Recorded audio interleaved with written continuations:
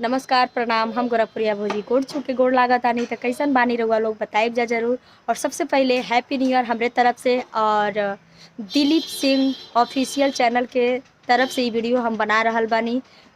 ये चैनल के तरफ से दिलीप सिंह ऑफिशियल के चैनल के तरफ से सबसे पहले हैप्पी न्यू ईयर, नया साल का ढेर सारी शुभकामनाएं, ढेर सारी बधाई। 2021 2020 तब बहुत दुख भरा रहल है और भगवान करे, माता रानी करे कि 2022 हमने सबके जीवन में खुशियाँ लेके आए, बहुत सारा प्यार लेके आए, दुलार लेके आए।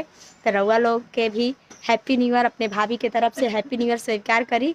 और आप लोग से हम का बताई और आप लोग के एगो गाना सुना देतनी यही खुशी में कि रेल गड़िया चलावेला बलमुआ,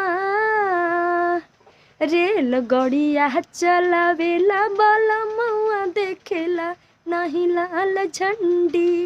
रेल गड़िया चलावेला बलमुआ, देखेला नहीं लाल झंडी। तो ये चैनल पे अगर रउआ लोग पहला बार बानी, पहला बार वीडियो देख रहा बानी तो जल्दी से जल्दी चैनल के सब्सक्राइब करके बेल आइकन प्रेस कर ली। और बहुत अच्छा ये पर वीडियो आवेला, ब्लॉगिंग वीडियो आवेला। तो रउआ लोग पहला बार, आई होप अगर आप लोग पहला बार बानी तब ये चैनल के सब्सक्राइब जरूर करब, साथ में शेयर करब। और आप लोग से हम इहो कहल चाहत बानी कि बाबू के चैनल पे बहुत अच्छा ब्लॉगिंग वीडियो आवेला। बहुत दूर दूर से, हर भर से मतलब ब्लॉगिंग करना है, घूम घूम के मार्केट में ब्लॉगिंग करना है। तो आप लोग इनकर चैनल के सपोर्ट करी, लाइक सब्सक्राइब शेयर करी, साथ में बेल आइकन घंटी दबा दी। हम फिर मिला तानी नेक्स्ट वीडियो में।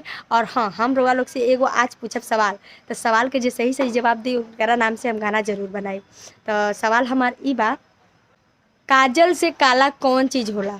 तो सवाल एक बार और सुन ली, काजल से काला कौन चीज़ होला। आप लोग सवाल के जवाब देहब और गाना अपने नाम से ज़रूर सुनब। तो ये वीडियो को हमें पे एंड करता नहीं। तो गुड बाय, टेक केयर।